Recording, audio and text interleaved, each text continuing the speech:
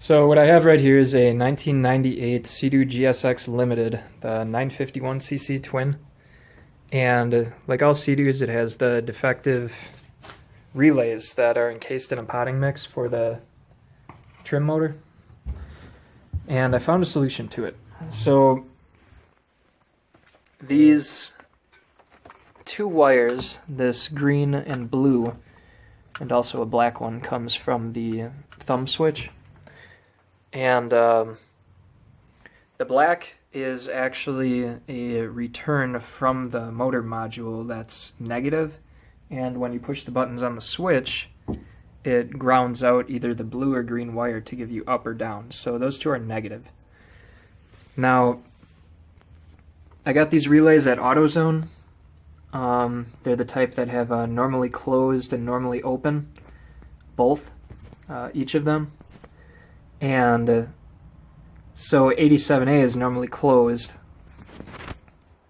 and when I push the up button or the down button, it will activate, it'll ground out either this relay or this relay.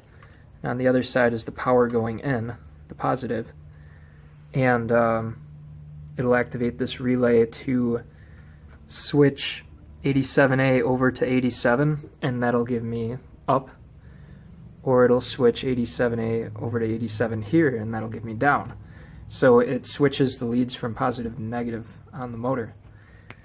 I want to get a really clear shot at kind of what's going on here, because I read all kinds of crap online and I couldn't find a really clear, just even a write-up of what's going on down here. So these two wires are your main positive and negative that go into the VTS module. They have their own separate plug, and they loop around the back, and they come in right here. And what I did is God, what did I even do?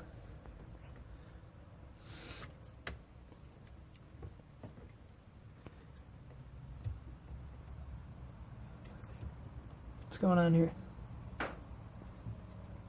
Yeah, okay, there's the positive and negative that came into the motor. And then right here I have a positive and negative that I spliced into those two. I wanted to keep the power going into the VTS module so that I could get the trim level on the gauge. So I didn't want to cut those wires completely off, but the ones I did want to cut off were the ones that activate the relays inside the module, because those relays would ground out and blow the fuse.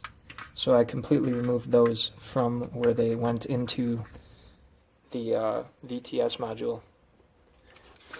And so I spliced off the negative and positive power wires, and they come around here. And those go into these two relays. Now, they pigtail all over the place.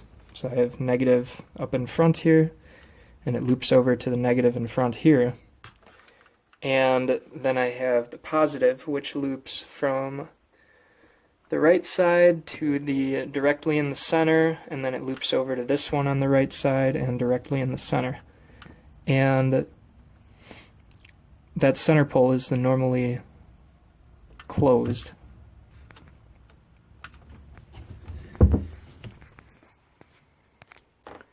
So I thought about this for a moment, and I guess what's important is the two wires in the motor case. They go to two red wires, and I have those go into the back leads on these two relays. So the rear lead, and that is, I can't even see what number it is, 30. So the two motor wires go into 30 on the relay. Jesus, this won't even focus. So 30 is the common terminal. 85 and 86 are the power coming in, and then either the blue or green wire to ground that out and activate the switch when you push up or down. And then this positive wire coming in goes to the right and the center, and then the right and the center, and the negative goes into the front and into the front. And so I push the button, I get up, I get down.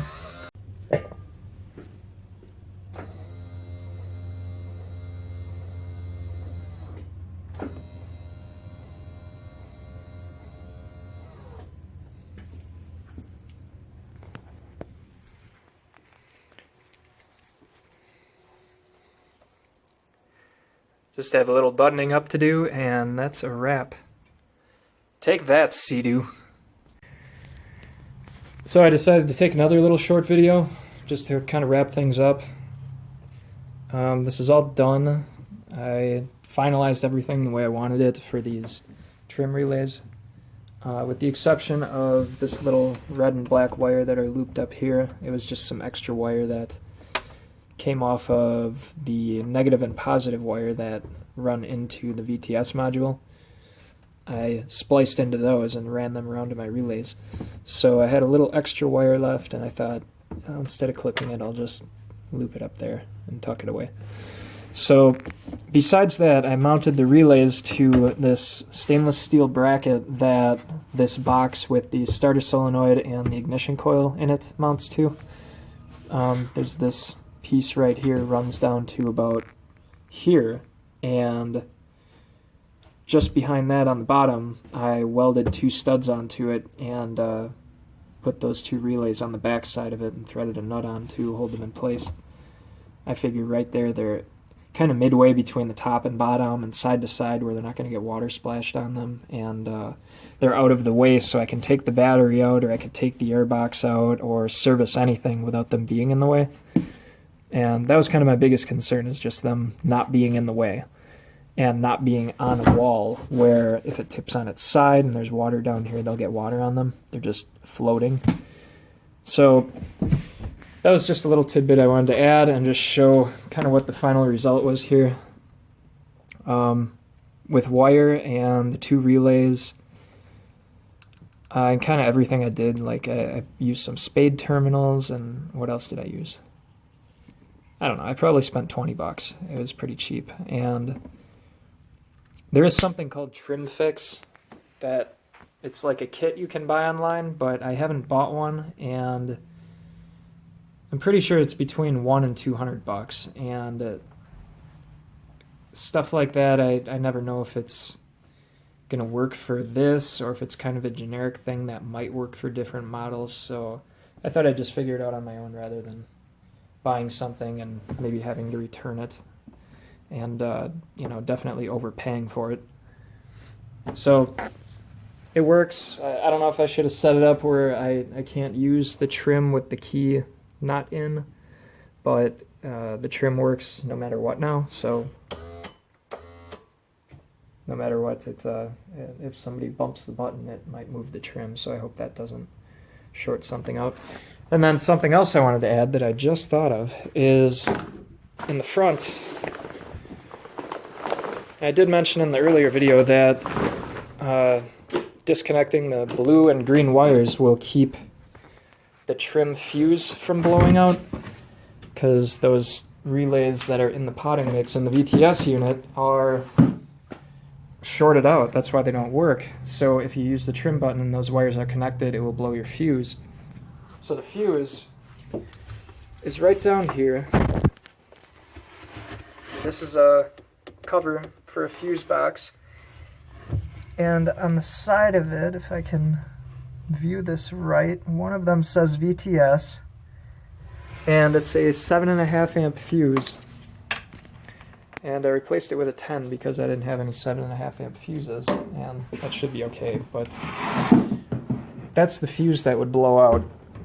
I'm not sure why they decided to put it way in front when the VTS is in the back, but if you're pushing the button and nothing's happening, that could also be part of the problem, is that maybe you fixed the VTS unit, but the fuse is still blown.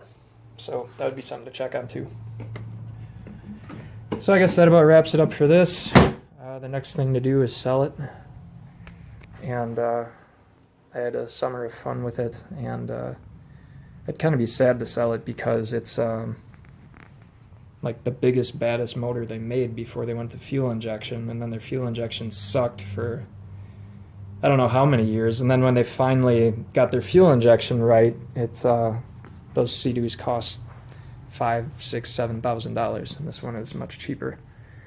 And it's in pretty darn good shape too, I think, for the age. So, anyway, the hull is clean.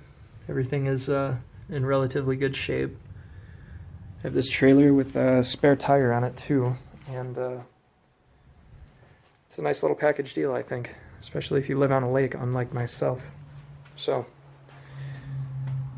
I'll write something in the video description if it's sold or not, and, you know, till next time, see ya.